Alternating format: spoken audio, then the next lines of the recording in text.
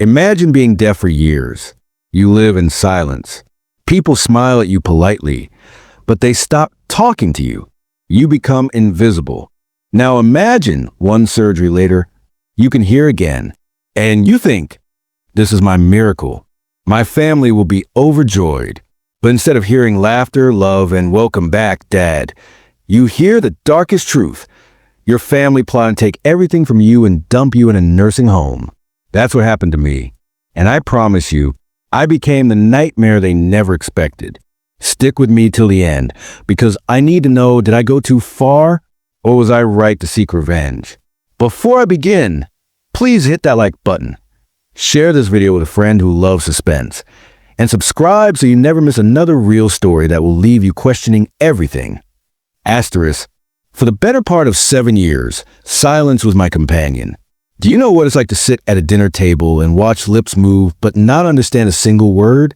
To smile when everyone laughs, even though you have no idea what the joke was? That was my life. I wasn't born deaf. It came slowly. First, voices sounded muffled, like they were speaking through water. Then, words became whispers I couldn't quite catch. Soon enough, the world fell quiet. My son, let's call him Michael, used to repeat things for me. At first. But then, I'd notice him sighing every time I asked, "What did you say?" My daughter-in-law, Rebecca, she'd raise her voice, but with that sharp edge, as if my deafness was a crime.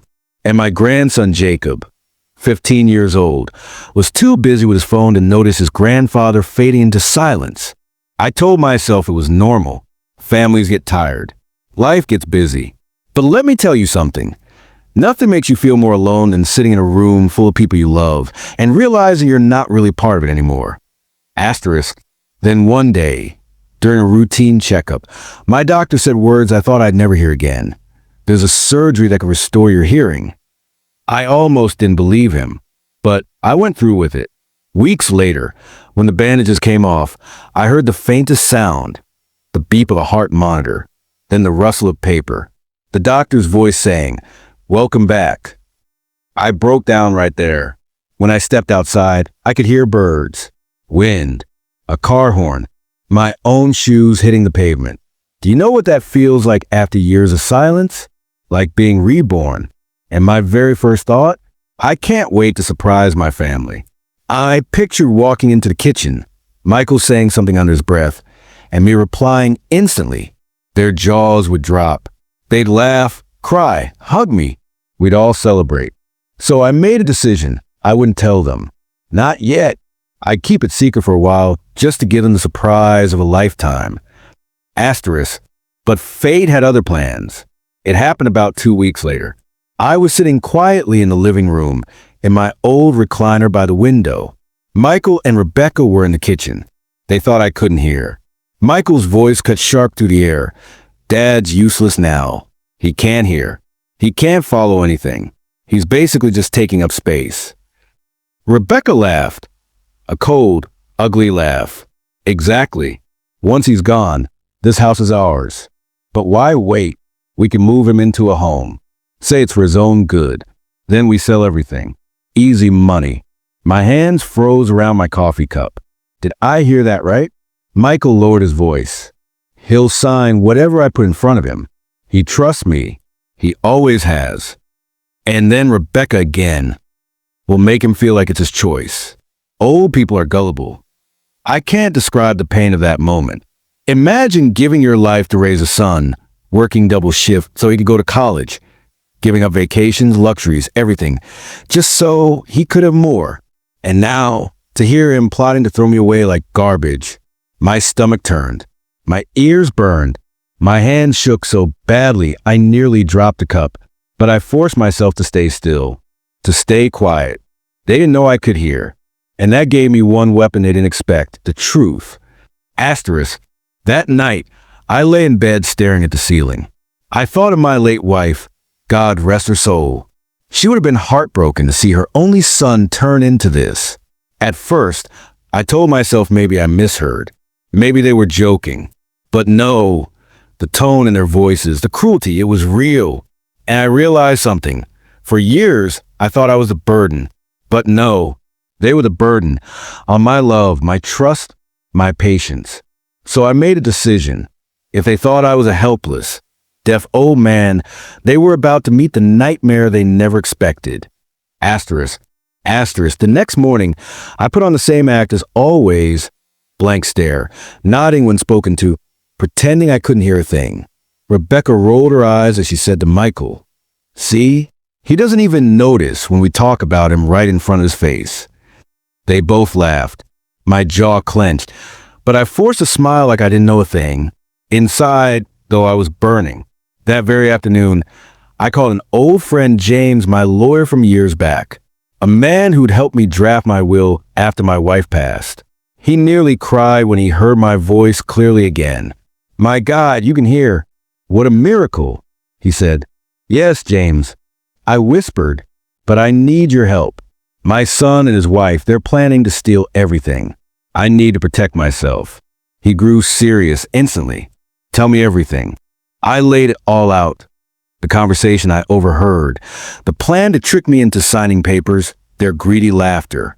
James didn't hesitate. "First step," he said, "we change your will. Your son gets nothing unless he redeems himself.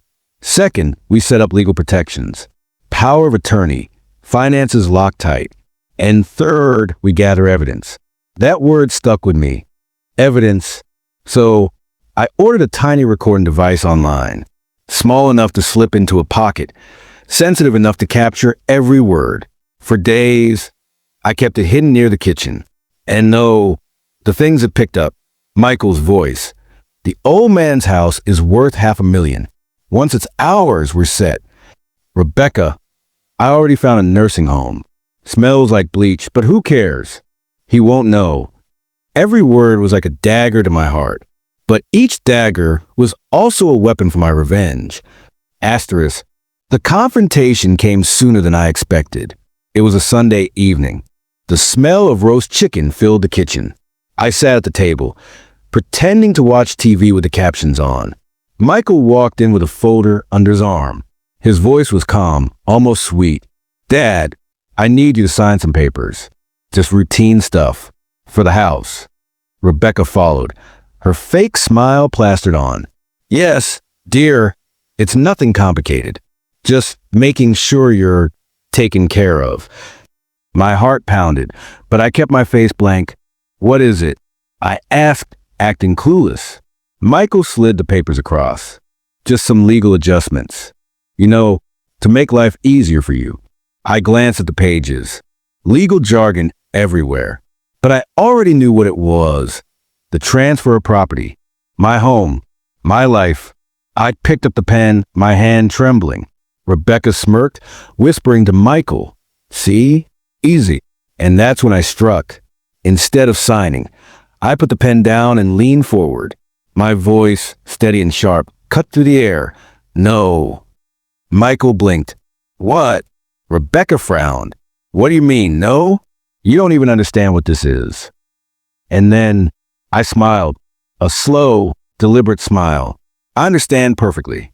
And I heard every word you said." The color drained from their faces. Michael stuttered. "Why, you heard?" "Yes," I said. My voice grew louder, stronger. "I can hear. The surgery worked. And for the past 2 weeks, I've been listening. Every plan, every cruel word, every scheme to dump me in a home and steal everything I built." Rebecca's wine glass slipped from her hand and shattered on the floor. She gasped, "No, that's impossible. You're lying." I reached into my pocket and pulled out the recorder. I pressed play. Their own voices filled the room, clear as day. "Michael, Dad's useless now. He'll sign whatever I put in front of him. Rebecca, we'll move him into a home. Then the house is ours." Michael lunged forward, tried to snatch it, but I yanked it back. "Touch me, and you'll only make it worse." Right then, a knock rattled the door. Michael froze. Rebecca's eyes widened. I walked slowly to the door and opened it. 2 police officers stood there, James the lawyer behind them. "Mr. Thompson?" the officer asked. "We've reviewed the evidence. May we come in?" Michael sputtered. "This is a mistake. He doesn't know what he's doing. But the officers silence him. We know exactly what's happening here. Financial elder abuse, attempted fraud, coercion. Rebecca's face twisted. You set us up. I leaned against the doorframe, my voice cold. No, Rebecca, you set yourselves up. I just pressed record. And just like that, they were done. The officers placed Michael in handcuffs. Rebecca screamed, cursing me, thrashing as they dragged her out. Jacob stood in the hallway, pale and silent. His eyes darted from his parents to me. Grandpa, is this true? He whispered. I swallowed hard and nodded. Yes, Jacob, it's true. But you're not like them. Don't ever be. He nodded slowly, tears filling his eyes. And in that moment, I knew my family as I once knew it was gone. But justice had just begun. Asterisk. In the weeks that followed, everything unraveled for Michael and Rebecca. The recordings were airtight. The will revisions, the financial safeguards. James had set everything perfectly. Michael lost his job when word spread. Rebecca's reputation was shredded in town. They faced criminal charges for elder abuse and attempted fraud. Neighbors whispered. Old friends avoided them. Me, I finally slept in peace. For the first time in years, I wasn't haunted by silence or betrayal. And Jacob, I took him under my wing. I told him, you always have a place with me. Don't follow their path. Make your own. He hugged me tight and said, I promise, Grandpa. That meant more to me than any victory in court. Asterisk. And now, here I am, telling you my story. I have my hearing back.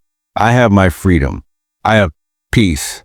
But sometimes, at night, I wonder, did I go too far? Could I have forgiven them? Could I have just walked away instead of letting the police take them? Maybe. Maybe not. I remember the look on Michael's face as they dragged him away. He looked at me like I was the monster. Maybe in his eyes, I am. But tell me, what would you have done? Was I wrong for protecting myself this way? Was I too harsh in letting my only son and his wife face justice? So here's my question to you. Am I the A*** hole, or was I right to turn their greed into their downfall? Let me know your thoughts in the comments. And if you made it this far, thank you. Please hit that like button. Share this video with someone who needs to hear it. And don't forget to subscribe, because sometimes silence hides the loudest betrayals. And hearing the truth, that's the deadliest weapon of all.